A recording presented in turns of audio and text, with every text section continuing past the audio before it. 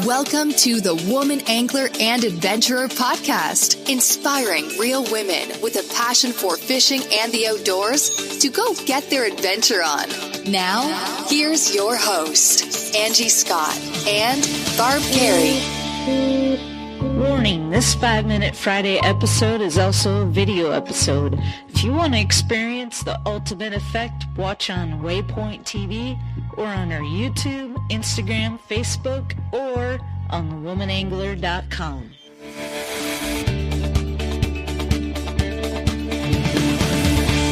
Welcome to another 5-Minute Friday. My name is Barb Carey, and I have some great tips for you this week on vertical jigging.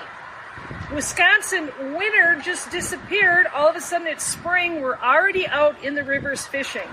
One of the most common ways and most fun way to fish is to vertical jig. A lot of times the inland lakes are closed now, but the rivers are open. In Minnesota, you got the Mississippi. I think they're fishing in the Missouri River, Lake Huron, a lot of the tributaries that run out of the Great Lakes. The season is open, and now's when you go vertical jigging for big walleye. I want to give you some tips. One of the biggest tips is have a rod you're going to feel the bite. What I want to do is they call it vertical jigging for a reason. Your line is up and down here, and I'm taking this jig and I'm just gently having it hit bottom to make sure that I'm near the bottom. I want to feel that tap of the bottom once in a while as my boat is drifting downriver in current. So I want to have a really sensitive rod that's delivering me the information on what that jig is doing. A rod that's specifically made for that is the St. Croix Icon. It's a very affordable rod. I like a medium light action with an extra fast action tip. I like using braided line. This I have braided line on with a fluorocarbon leader. So some of the tricks are using the right weight of jig. So picture this boat floating down a river. I am floating, the current is pushing me away. And you want your line on the side of the boat that is, the current is pushing the boat away. Because you get snags when you're doing this. So if I got a snag and my boat was going this way downstream, that would put all sorts of torque on my line. My line would be caught under the boat. It's much harder to clear a snag, and you can get into trouble really quick. So I want that line going away from me. If I got hung up, I can one of the tricks is to, you don't want to bend the rod, you don't want to high stick it. I give it a quick snap right away. If I can't get it back and I need to break that line, one of the tricks is to hold this spool still. Don't use your hand right here and hold it. That line will get tighter and tighter, and then it'll break.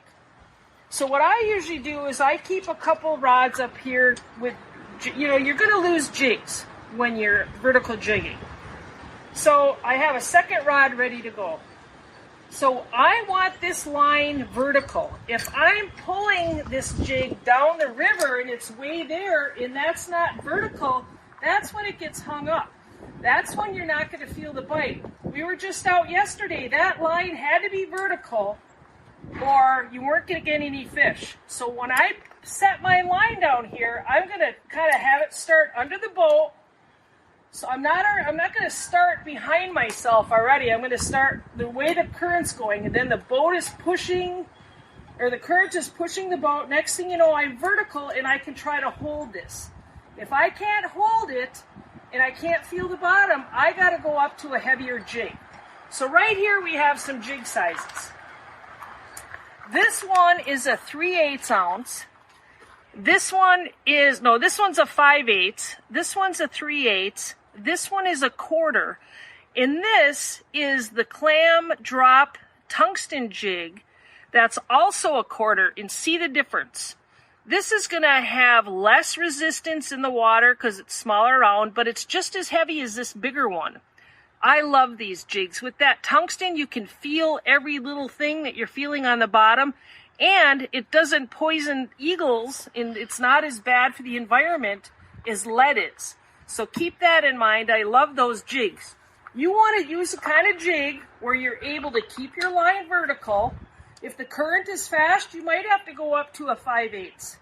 If it's not as fast, go down. You want the smallest you can as long as you can stay vertical. Have your second rod ready to go, and you can have some spare jigs tied up and just have to hook them onto a swivel or something.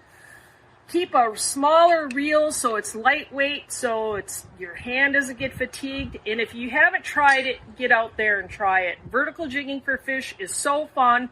For the next 2 months, that's going to be the bite to go after. So good luck to you guys.